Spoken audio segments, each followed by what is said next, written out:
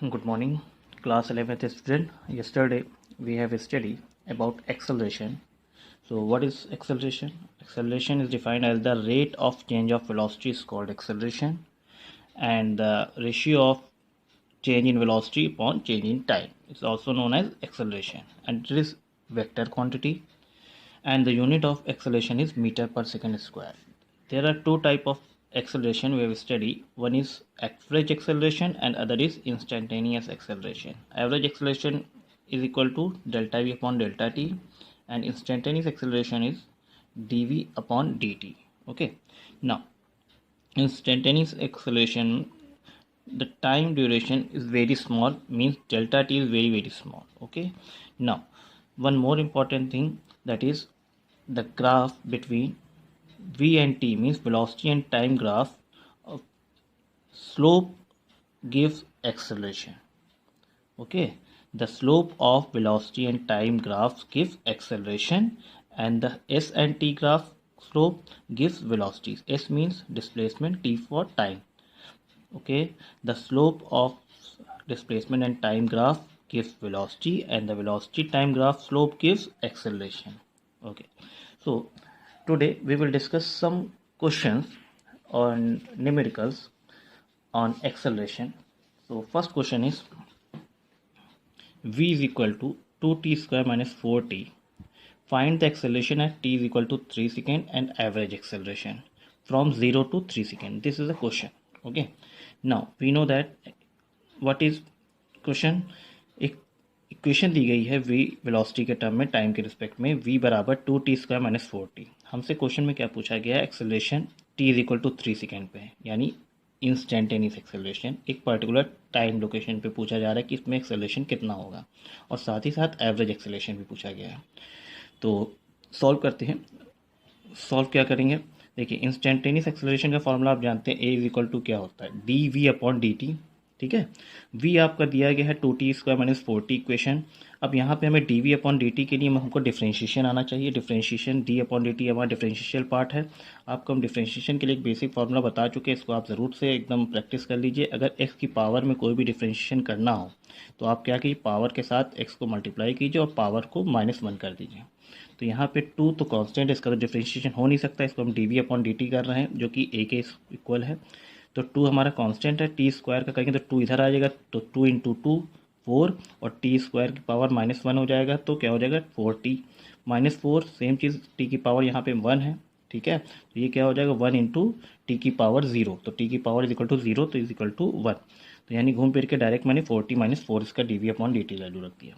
अब हमें निकालना है किस पे, t is equal to 3 second पे.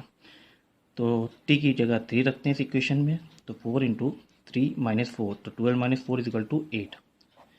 ये हमारा 8 मीटर पर सेकेंड आ गया एक्सेलरेशन. दूसरी चीज़ क्या है, हमारा एवरेज एक्सेलरेशन. ये क्या होता है, एवरेज एक्सेलरेशन के लिए आपको फार्मूला पता ही है कि भाई change in velocity upon change in time. तो change in velocity means v3 कितने टाइम्स के लिए निकालना है, 0 से 3 सेकेंड के लिए, तो v3 minus v3 t3 minus t0 ये लिख सकते हैं. अब v3 मतलब आप इस पे इक्वेशन पे जो आपकी दी गई है ये इक्वेशन, इस पे आप 3 रखिए, टाइम की वैल्यू 3 रखिए. देखिए क्या हो रहा है, टाइम की वैल्यू अगर इस पे 3 रखते हैं तो वेलोसिटी कितनी आती है, 3 का स्क्वायर करेंगे 9, 9 इंटू 2 18, 18 माइनस 4 इंटू 3 12, तो 18 माइनस 12 इज इक्वल टू 6. मैं डायरेक्ट सॉल्व कर रहा हूँ, इसको आप सॉल्व कीजिएगा अपने से. माइनस 0, अब टी की जगह 0 रखते हैं तो ये 0 हो जाएगा, तो 0 इंटू 0 माइनस 0, तो 0 ही हो जाएगा. डिवाइडेड बाई टाइम कितना है, 0 से 3 के बीच में, यानी 3 माइनस 0, तो ये हो जाएगा 6/3 2 मीटर पर सेकेंड स्क्वायर. ये हमारा एवरेज एक्सेलरेशन आया, ये हमारा इंस्टेंटेनियस एक्सेलरेशन आया. ओके, नाउ नेक्स्ट क्वेश्चन देखते हैं. नेक्स्ट क्वेश्चन क्या दिया गया है, s is equal to t cube minus 6t square, find the acceleration when body is at rest. इसमें कहा गया एक्सेलरेशन निकालिए जब बॉडी रेस्ट हो. सबसे पहली चीज़, एक छोटा सा यहाँ पे एक ट्रिक है कि अगर बॉडी रेस्ट पे हो तो मतलब क्या है इसका, बॉडी रेस्ट कब होगी, बॉडी जब रेस्ट पे होगी जब हमारी वेलोसिटी 0 हो जाए. बॉडी तभी रेस्ट पे होगी जब वेलोसिटी हमारी 0 हो.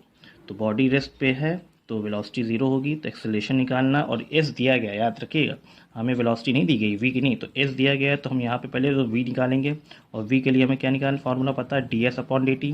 इंस्टेंटेनियस वेलोसिटी का फॉर्मूला। यहाँ पे पहले तो हम इसको डिफ्रेंशिएट करेंगे, तो v is equal to, direct करता हूँ, s इज इक्वल टू दिया गया T cube minus 6t square. यहाँ पे हम इसको ds अपॉन dt निकालते हैं, तो इसको डिफ्रेंशिएट करेंगे 3t स्क्वायर माइनस 2612t, ये डिफ्रेंशिएशन हुआ।